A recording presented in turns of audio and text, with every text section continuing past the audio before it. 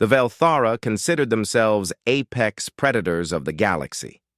For 3 millennia, their crystalline ships had carved through star systems like scythes through wheat, harvesting entire civilizations for their bio-neural networks. They had consumed 47 species, each one pleading, bargaining, screaming into the void as their worlds burned. None had ever fought back effectively. Commander Sylveth stood upon the bridge of the Eternal Dominion, their flagship carved from a single, massive crystal formation that pulsed with the stolen consciousness of 1 billion souls. The ship stretched 12 kilometers from bow to stern, its faceted surface refracting starlight into prismatic death rays that could slice through planetary crusts. The next system contains a species calling themselves humans, reported Navigator. Quindar, their voice harmonizing with the crystalline resonance of the ship. Initial scans show primitive technology. They've barely achieved faster than light travel. Their largest vessel measures less than 2 kilometers. Sylveth's mandibles clicked in amusement. The Velthara stood 3 meters tall, their exoskeletons gleaming like living obsidian, each warrior equipped with biomechanical enhancements that had absorbed the best traits of their conquered prey. They were perfect killing machines, honed by millennia of unopposed conquest. "How many worlds do they inhabit?" Sylveth asked, already calculating the harvest yield. 17 confirmed colonies, plus their homeworld. Approximately 9 billion souls total. Excellent. We shall begin with their homeworld, Earth, they call it. The terror will spread to their colonies, and they'll surrender without resistance, as they always do. The Eternal Dominion emerged from hyperspace at the edge of Earth's solar system, accompanied by 12 lesser harvester ships. Each vessel immediately began broadcasting the standard harvesting frequency, a psychic wavelength that paralyzed most species with overwhelming dread, making resistance impossible. Sylveth activated the communication array, prepared to deliver the ritual ultimatum that preceded every harvest. The words had been spoken 47 times before, in 47 different languages, to 47 dying species. But as their massive formation approached Earth's orbital defense perimeter, something unprecedented occurred. A single ship dropped out of hyperspace directly ahead of them. It was impossibly small by Velthara standards, barely 400 meters long. Its hull was matte black, absorbing light rather than reflecting it, creating a void-like silhouette against the star field. No energy signatures, no communication attempts, no weapons visible on its surface. It simply waited. "Scan that vessel," Sylveth commanded, confusion rippling through their harmonized voice. "Impossible, Commander. Our sensors detect nothing. It appears to be empty space." Visual confirmation shows a ship is present. Confirmed, but our instruments register only vacuum. Sylveth had never encountered anything like it. The unknown. Vessel made no attempt to communicate, issue warnings, or flee. It hung motionless in space like a predator watching prey, despite being outnumbered 13 to 1 and massively outgunned. "Attempt communication," Sylveth ordered. "Silence. Fire a warning shot across their bow." A brilliant lance of crystalline energy erupted from the Eternal Dominion, missing the black ship by mere kilometers. The energy beam was powerful enough to vaporize a small moon. The black ship didn't even flinch. It maintained its position with mechanical precision, offering no response whatsoever. For the first time in 3 millennia of conquest, Commander Sylveth felt something they had almost forgotten existed: uncertainty. The humans hadn't pleaded. They hadn't negotiated. They hadn't even acknowledged the Velthara's presence. They had simply sent one small, silent ship to meet the greatest predators the galaxy had ever known. And somehow, that silence felt far more terrifying than any scream. Fleet. Admiral Corvin Drexus stood in the command center of Haven Station, humanity's most advanced deep space installation, watching sensor data that defied comprehension. The Velthara fleet had just fired what appeared to be a demonstration shot. Enough energy to glass a continent. The Shadowbane hadn't even registered the attack on its sensors. "Admiral," Communications Officer Lyra Nexus reported, her voice steady despite the magnitude of what they were witnessing. "The Shadowbane is maintaining radio silence as ordered. No response to the alien warning shot." Drexus nodded grimly. Captain Voss Meridian commanded the Shadowbane, and if anyone could execute Protocol Omega without flinching, it was him. The man had volunteered knowing he would never return. Never. Even be remembered if the protocol succeeded. "Estimated time to weapons range?" Drexus asked. 17 minutes, Admiral. The alien fleet is maintaining approach vector directly toward Earth. 17 minutes. In less than 20 minutes, either humanity would demonstrate why they'd earned their reputation as the galaxy's most dangerous species, or they would join 47 other civilizations in extinction. The Velthara had made one crucial error. In their reconnaissance, they had assumed human technology operated on the same principles as every other species they'd encountered.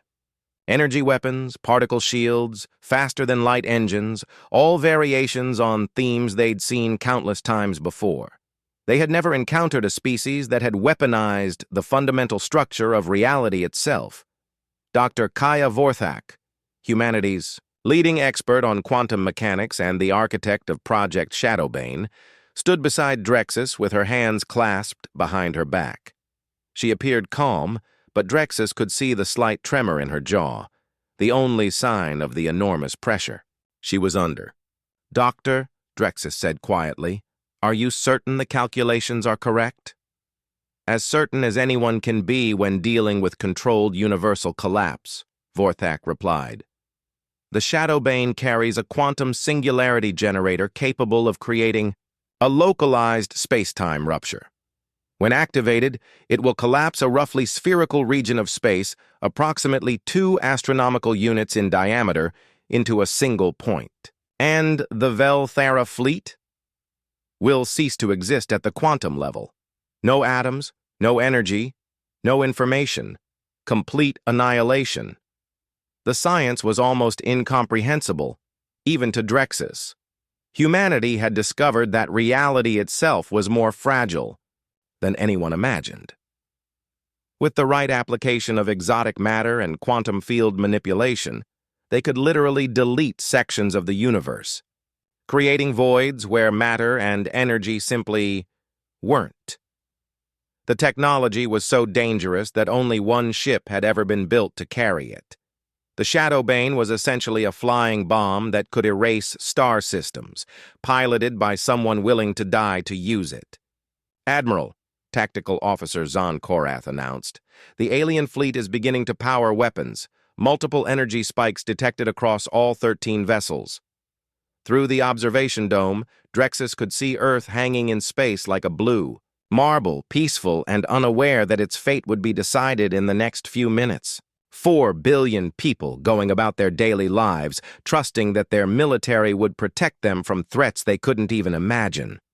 The Velthara had harvested 47 civilizations.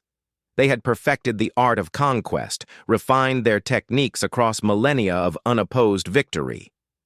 They approached each new species with the absolute confidence of apex predators, but they had never hunted humans before. "Sir," Nexus called out, "receiving a transmission from the Shadowbane, audio only." Captain Meridian's voice filled the command center, calm and professional, despite knowing his next words would be his last. "Haven Station, this is Shadowbane. Alien fleet has achieved firing position. Initiating Protocol Omega in 60 seconds. It has been an honor serving with you all." Drexus closed his eyes for a moment, thinking of the 47 dead civilizations the Velthara had consumed.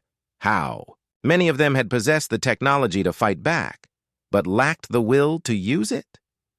How many had chosen slavery over the moral weight of genocide? Humanity had made a different choice. They had built a weapon capable of erasing entire fleets from existence and found someone willing to use it. "Godspeed, Captain," Drexus whispered. The countdown began. Captain Voss Meridian sat alone in the command chair of the Shadowbane, surrounded by dark panels and the soft hum of the quantum singularity generator charging in the ship's core. The vessel had been designed for a crew of one. Anyone else would be unnecessary weight for a mission with no return. Through the forward viewport, the Velthara fleet filled his vision like crystalline mountains floating in space. The Eternal. Dominion alone dwarfed his ship by a factor of 30, its faceted hull pulsing with captured souls and accumulated power. 12 smaller vessels, each still massive by human standards, surrounded the flagship in a perfect formation that spoke of millennia of practiced conquest. They were beautiful, in a terrible way, like watching a hurricane approach. Meridian had studied the historical records of the Velthara's previous harvests. 47 civilizations, each with their own cultures, art, music, philosophy, all reduced to screaming energy patterns trapped within crystalline matrices. The Velthara didn't just kill their victims, they imprisoned their consciousness forever, using their terror and despair as a power source. It was a fate worse than extinction. The quantum field generator reached optimal charge. A soft chime indicated that reality was now malleable within, a 2 AU radius, waiting for his command to collapse into nothingness. The mathematics were elegant in their simplicity. When activated, the device would create a cascading quantum failure that would retroactively erase everything within its radius from existence. No explosions, no debris, no trace that anything had ever been there. Even light that had previously reflected off the destroyed matter would be eliminated from the timeline. Shadowbane to Haven Station, Meridian spoke into his communicator. Alien fleet has achieved firing position, initiating Protocol Omega in 60 seconds. It has been an honor serving with you all. He closed the channel and allowed himself a moment of human emotion. Somewhere behind him, Earth continued its rotation, unaware that its fate hung in the balance. His sister lived there in Neo-Singapore, working as a teacher. She had 2 children who would never know their uncle had saved their world. That was acceptable. Heroes who were remembered were heroes who had failed to pay the full price. The Velthara fleet began powering weapons. Brilliant energy patterns raced along the crystalline hulls like captured lightning, building toward a coordinated strike that would crack Earth's crust and boil its oceans.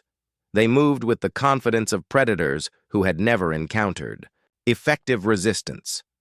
30 seconds. Meridian thought about the 47 dead civilizations. Had any of them possessed weapons capable of stopping the Velthara? Had they chosen mercy over necessity, compassion over survival? The historical record suggested that several species had possessed advanced technology, but had hesitated to use it, unwilling to bear the moral weight of genocide. Humanity had made a different calculation. The Velthara had forfeited their right to exist the moment they began harvesting sentient beings. There would be no warnings, no negotiations, no mercy, just swift, absolute extinction. 20 seconds. The crystalline ships reached full power, energy patterns bright enough to blind. An unprotected observer raced across their hulls, building toward the crescendo that would announce humanity's doom. In moments, Earth would join 47 other worlds as nothing more than stored consciousness screaming eternally within alien matrices. 10 seconds. Meridian placed his hand on the activation switch. The quantum field generator hummed with barely contained power, reality itself held in suspension, waiting for his command. Around him, the Shadowbane seemed to hold its breath. 5 seconds. He thought of his sister's children, playing in their garden under Earth's sun. He thought of the 47 civilizations whose screams still echoed within the Velthara ships. He thought of the choice humanity had made, to be the species that said no more. 0. Meridian pressed the switch. Reality folded. For an infinitesimal moment, the quantum field expanded at the speed of light, reaching out to encompass the Velthara fleet in its embrace. Space-time itself became malleable, the fundamental constants of physics bending to humanity's will. Then, with mathematical precision, everything within 2 astronomical units simply ceased. The 13 ships of the Velthara fleet vanished without explosion, without debris, without trace. The quantum collapse removed them from existence so completely that the light reflecting off their hulls was retroactively eliminated from the timeline. From Earth's perspective, the alien fleet had never been there at all. Captain Voss Meridian experienced one moment of perfect clarity as the quantum field embraced his ship, understanding in that instant the true weight of what humanity had achieved. Then he too was gone, erased so completely from reality that even his memory would fade from the universe within hours.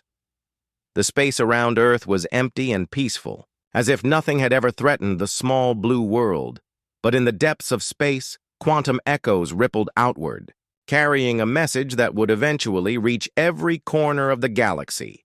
Humanity had chosen to become something the universe had never seen before, the species that erased its enemies so completely that they had never existed at all.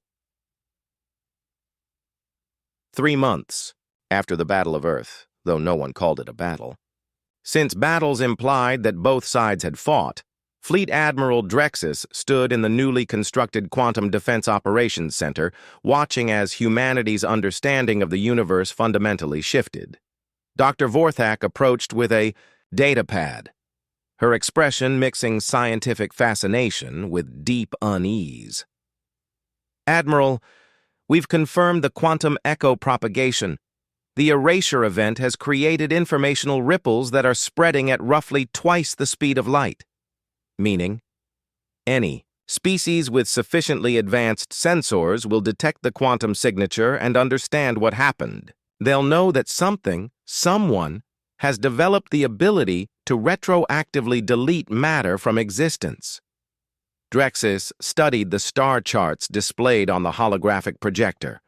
Red dots marked known hostile species, yellow indicated neutral civilizations, and green showed humanity's few allies.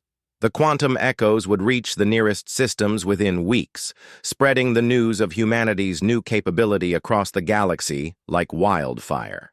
How are the other species reacting? Vorthak activated her datapad, displaying intercepts from various alien communication networks.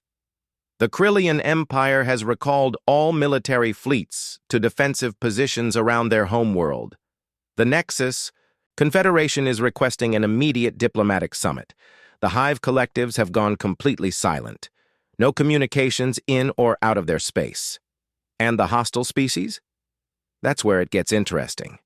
The Ravager clans have ceased all expansion activities and are fortifying their core systems. The Devourers have actually begun returning captured populations to their homeworlds.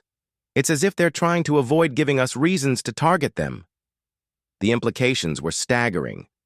For millennia, galactic civilization had operated on the principle that conquest was limited only by logistics and military capability.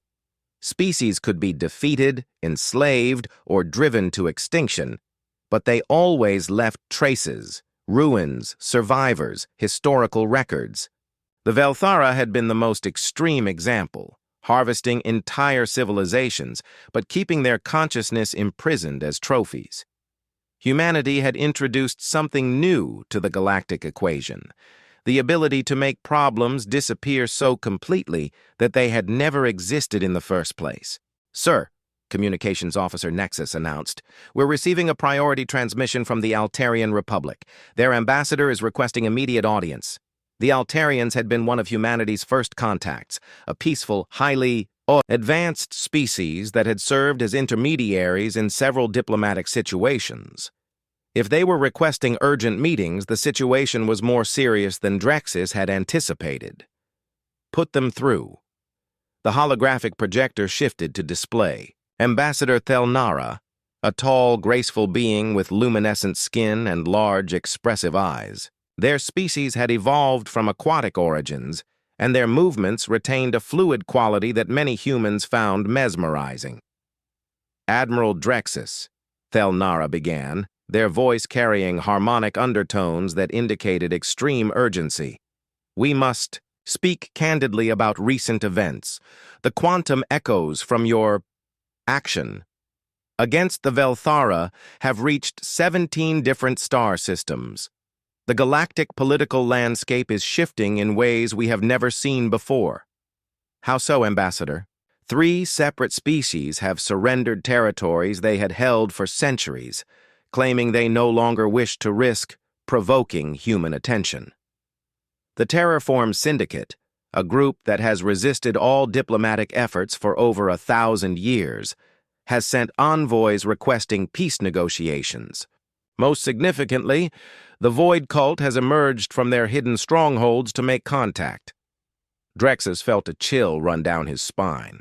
The Void Cult was legendary, a quasi-religious organization that worshipped entropy and actively worked to accelerate the heat death of the universe. They had been responsible for the destruction of entire star systems, turning them into cold, lifeless voids. The fact that they were breaking centuries of silence could only mean one thing. "They want to study our technology," Drexus said. "Worse, Admiral. According to our intelligence networks, they believe humanity has achieved what they call true deletion, the ability to remove things from existence so completely that they never were.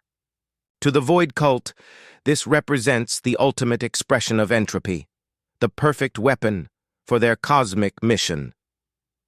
Vorthak stepped forward, her scientific mind immediately grasping the implications. "If they obtain quantum deletion technology, they could begin systematically erasing star systems, working backward through time to eliminate the evidence of their actions," Thelnara confirmed.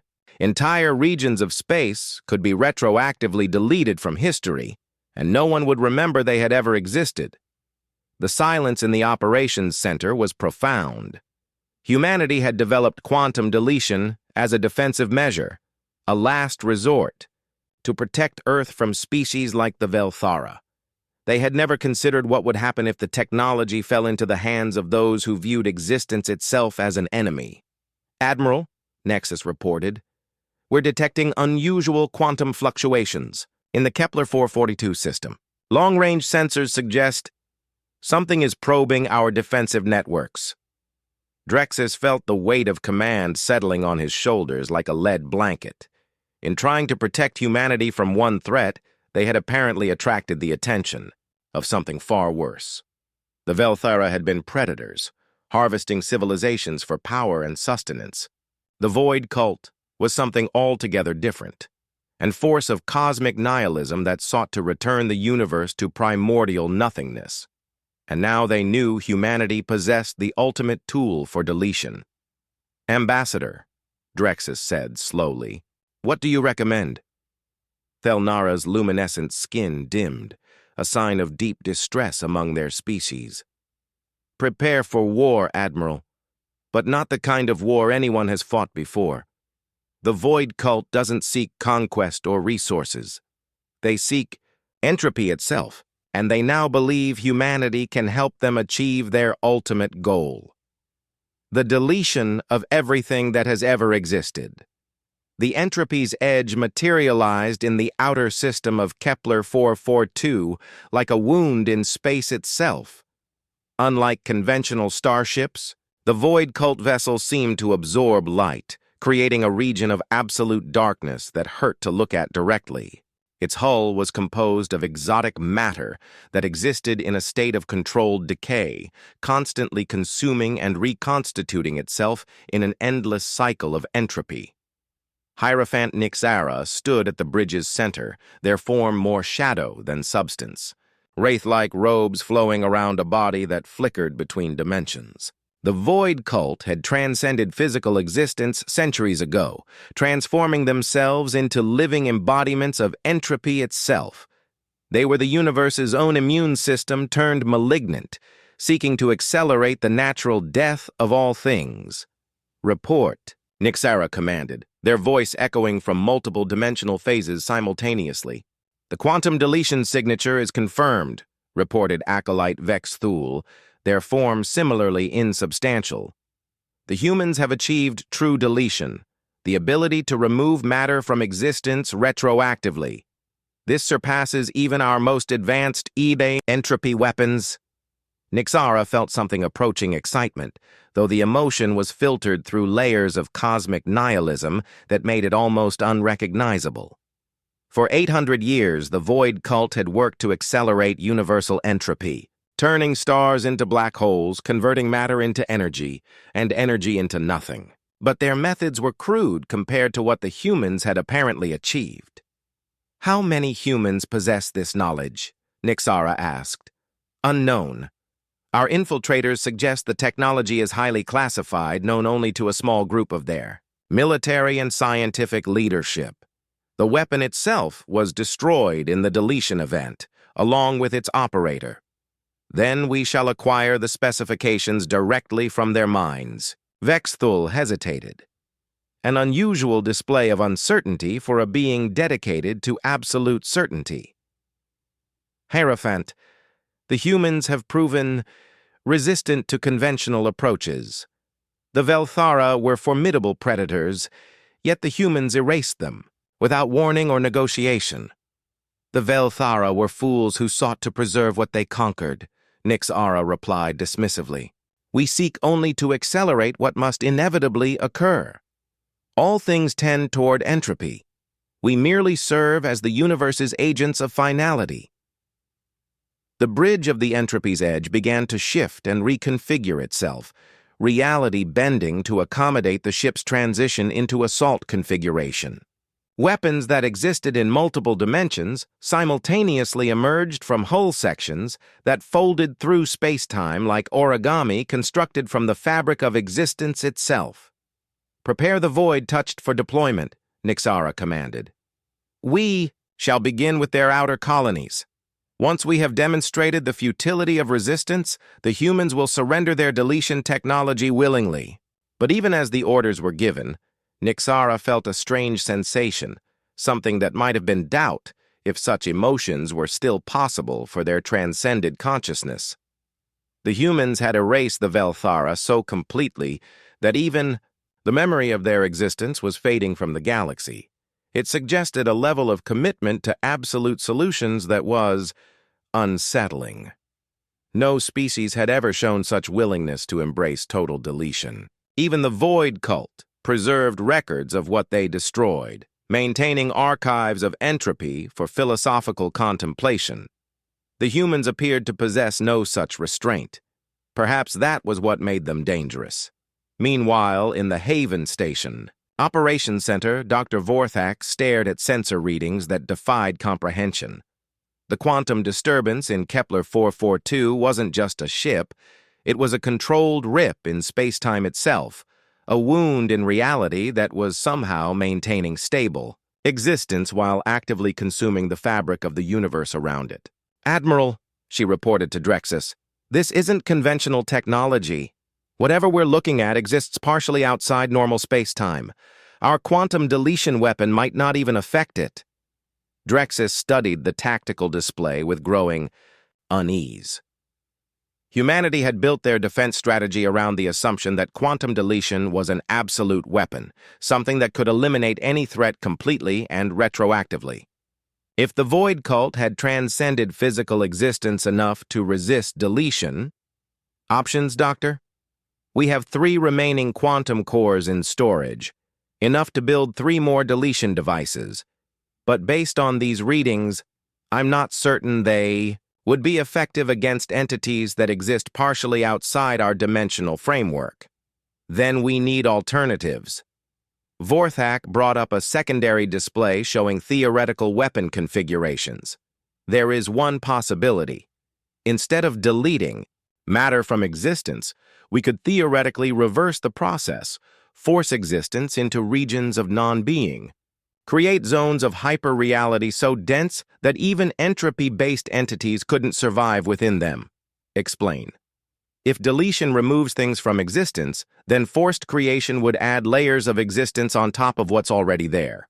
We could theoretically create pockets of space-time that are so real, so densely packed with existence, that beings adapted to entropy would be unable to function.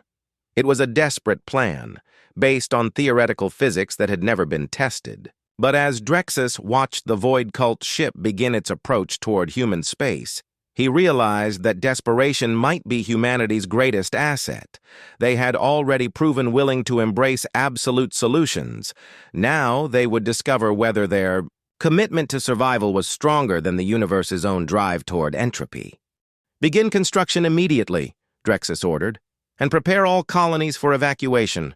If we're wrong about this, then existence itself might be at stake," Vorthak finished quietly. The war for the right to exist was about to begin. The void touched descended upon the agricultural colony of New Harvest like living shadows, their forms shifting between dimensions as they phased through the colony's defensive barriers. Each entity was a humanoid silhouette, composed of controlled entropy, capable of accelerating the decay of anything they touched. Administrator Kels Rothvin watched from the colony's command bunker as his home of 20,000 inhabitants began to simply fade. The void touched didn't kill in any conventional sense. They touched colonists who would then begin aging rapidly, their bodies and minds experiencing decades of entropy in moments until they crumbled into dust that was absorbed into the attackers themselves. "Emergency transmission to Haven Station," Rothvin commanded, his voice steady despite watching his world die. "Colony New Harvest under attack by unknown entities. Conventional weapons ineffective. Recommend immediate quantum deletion response." But even as he spoke, Rothvin knew help wouldn't arrive in time. The void touched moved through his colony like a plague of accelerated time, leaving behind empty spaces where buildings, people, and memories had once existed. Unlike the Velthara, who at least preserved what they consumed, these entities simply deleted things through pure entropy. Within 3 hours, New Harvest was gone. Not destroyed, simply erased by the relentless advance of cosmic decay. The message reached Haven Station 12 hours later, carried by quantum communication arrays that operated faster than light. Admiral Drexus received the transmission in the midst of frantic preparations for humanity's new defensive strategy.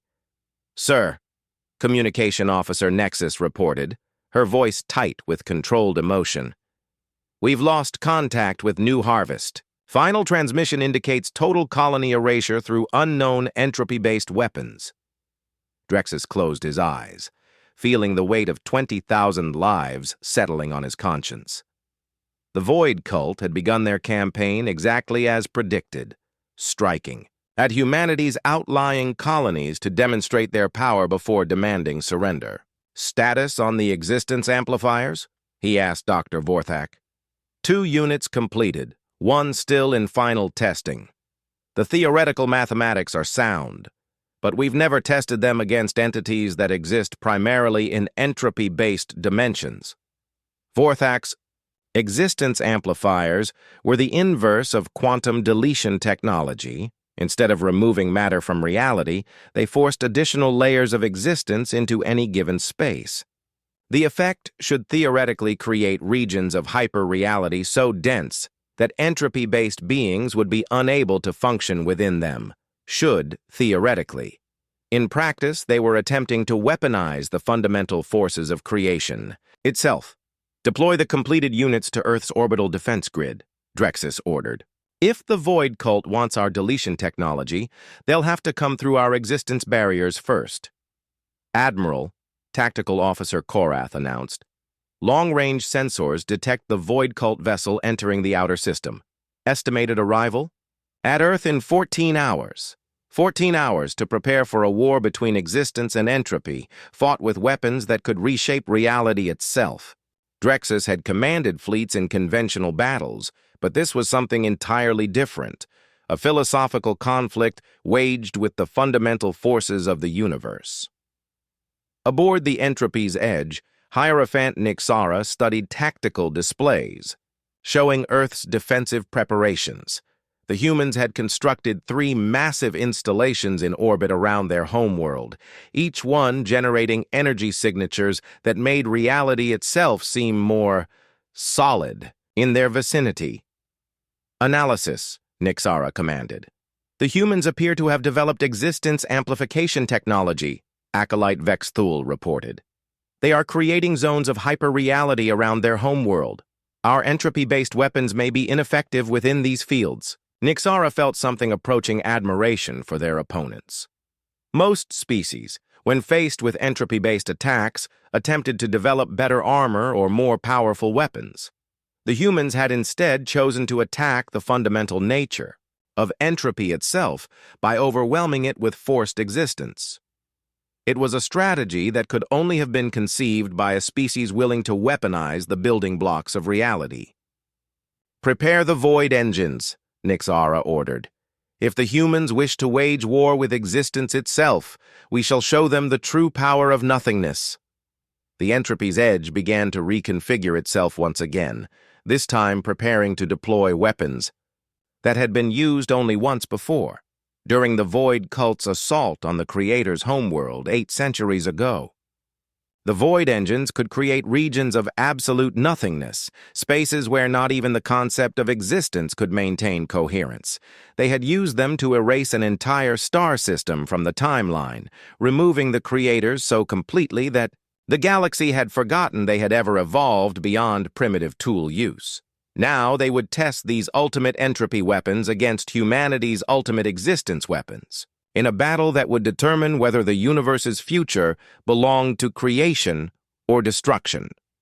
As the two forces prepared for conflict, quantum echoes rippled outward from both fleets, carrying the resonance of incompatible philosophies made manifest. Across the galaxy, species with sufficient technology detected the approaching confrontation and made a collective decision that would define the next epoch of galactic civilization.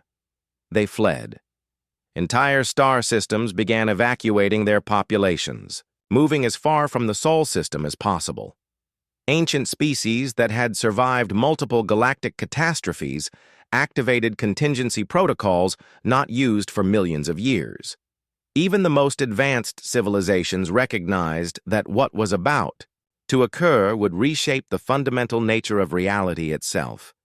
The battle between existence and entropy was about to begin, and no one wanted to be caught in the philosophical crossfire.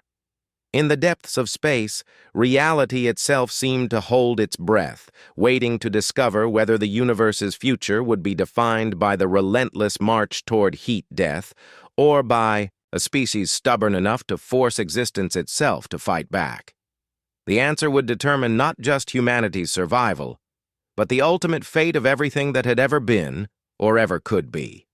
The battle began not with explosions or energy beams, but with reality itself choosing sides. As the Entropy's Edge closed to weapons range, the 3 existence amplifiers orbiting Earth activated simultaneously, creating overlapping fields of hyperreality that made space itself more densely packed with existence than should have been physically possible. Stars appeared brighter, quantum fluctuations became visible to the naked eye, and the vacuum of space began to shimmer with probability cascades. Hierophant Nixara felt their entropy-based form recoil as the existence fields washed over their ship. For beings who had transcended physical reality by embracing cosmic decay, the sudden, overwhelming presence of forced creation was like walking into a furnace of pure being. "Deploy void engines," Nixara commanded, their harmonically layered voice showing strain for the first time in centuries. "Create nothingness zones around the human installations." The Entropy's Edge opened like a flower of living shadow, revealing weapons that existed in the spaces between dimensions. Void engines emerged from hull sections that folded through 11, Different planes of existence, each one preparing to fire concentrated beams of absolute nothingness. But as the void engines charged, something unprecedented occurred. The hyper-reality fields around Earth began to resist the creation of nothingness zones, existence itself fighting back against entropy with conscious determination. The vacuum between the ships became a battleground where fundamental forces warred for dominance. Aboard Haven Station, Dr. Vorthak watched readouts that showed reality becoming increasingly unstable. Admiral, the interaction between existence amplification and void generation is creating cascading quantum failures. Space-time itself is beginning to fracture. Admiral Drexis stared at tactical displays showing cracks in reality spreading outward. From the battle zone, like spiderwebs through glass. How long before total collapse? At current escalation rates, approximately 18 minutes before local space-time experiences complete structural failure. The effect would spread at light speed, eventually encompassing the entire galaxy. 18 minutes. In less than 20 minutes, the philosophical conflict between existence and entropy would tear apart the fabric of reality itself, destroying not just both fleets, but everything that had ever existed within a 50,000 light-year radius. The ultimate irony was not lost on Drexis. In fighting to preserve existence, humanity, and the void cult were about to accidentally achieve the complete annihilation both sides sought to prevent. Options? He asked. Vorthak's hands moved across her control interfaces with desperate precision. There is one theoretical possibility. Instead of opposing forces, we could attempt to balance them. Use existence amplification and void generation to create a stable quantum equilibrium. Explain. Existence and entropy are opposite sides of the same universal equation. Rather than letting them cancel each other out catastrophically, we could theoretically use controlled application of both forces to create a new stable state, a region of space where creation and destruction exist in perfect balance. It was insane. It was brilliant. It was the kind of desperate gamble that only a species willing to weaponize reality itself would even consider. Do it, Drexis commanded. Meanwhile, Nyxara had reached the same conclusion through different reasoning. As an entity dedicated to entropy, they could sense the fundamental wrongness spreading through space-time as existence and nothingness tore each other apart. This wasn't the elegant acceleration of cosmic heat death they sought. It was chaotic, destruction that would eliminate even the philosophical satisfaction of watching the universe end. Cease void engine discharge, Nyxara commanded. Prepare for equilibrium protocol. Vexthul's shadowy form flickered with confusion. Hierophant, equilibrium contradicts our fundamental nature. We exist to accelerate entropy, not balance it. We exist to serve the universe's inevitable conclusion, Nyxara corrected. Chaotic destruction serves no one. If we must share existence with these,